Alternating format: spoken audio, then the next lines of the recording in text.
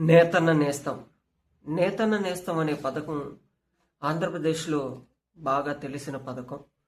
గత CM YS Jaganmohan Reddy గారు దాదాపు 85,000 కుటుంబాలకి ఈ పథకం ద్వారా ఎవరైతే హ్యాండ్లూమ్ వీవర్స్ ఉన్నారో వాళ్ళకి 24,000 చొప్పున 5 సంవత్సరాలు కలిపి 1,20,000 ఇవ్వటం జరిగింది. కరోనా టైంలో అయితే ఒక 6 నెలల వ్యవధిలోనే 2 సార్లు ఇవ్వటం జరిగింది. ఎందుకంటే అప్పుడున్న పరిస్థితులను బట్టి చేనేత కార్మికులు పడుతున్న ఇబ్బందుల దృష్ట్యా అప్పుడు పనులు లేక డబ్బులు లేక అవతాకలు పడుతున్నప్పుడు కూడా ఇవ్వటం అందించడం జరిగింది. అయితే ప్రభుత్వం మారిన తర్వాత నారా చంద్రబాబు నాయుడు గారు కూడా మనకి చీరాల్లో మీటింగ్ పెట్టినప్పుడు బిఫోర్ ఎలక్షన్స్ కూడా ఆయన కూడా మాట ఇవ్వటం జరిగింది. 24,000 కాదు 25,000 ఇస్తామని. అయితే లాస్ట్ ఇయర్ జాతీయ చేనేత దినోత్సవం సందర్భంగా మంగళగిరిలో కూడా మళ్ళీ ప్రకటన చేయడం జరిగింది. అయితే ఇప్పుడు 3వ సంవత్సరానికి ఈ పథకాన్ని అమలు చేయడానికి 12వ జాతీయ చేనేత దినోత్సవం అప్పుడు చీరాల్లో మీటింగ్ పెట్టి 71,000 చిల్లర మందికి ఇవ్వడానికి దీనికి లబ్ధిదారులు అని చెప్పేసి ఆ రోజు సాయంత్రం అకౌంట్లో వేస్తామని చెప్పారు.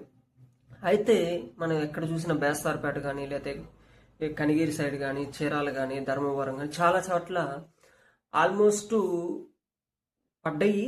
చాలా మందికి ఇంకా పడలేదు. చాలా అవకతవకలు కూడా జరిగినాయి ఈ పథకం కింద. సో ఇప్పుడు మళ్ళీ ఎంక్వైరీ అని మళ్ళీ కాగితాలు పెట్టుకోవాలని చెప్తున్నారు.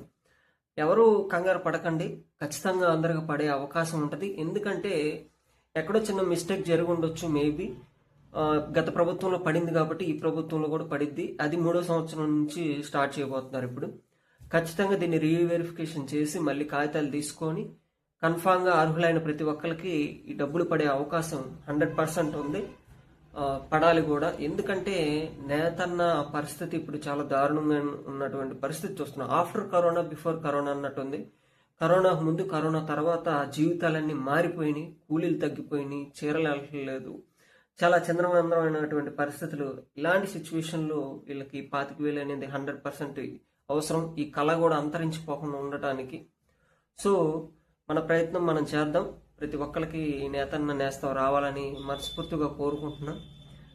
ఏ పథకం అప్లై చేస్తున్నా చిన్న చిన్న మిస్టేక్స్ అనేవి జరుగుతూ ఉంటాయి.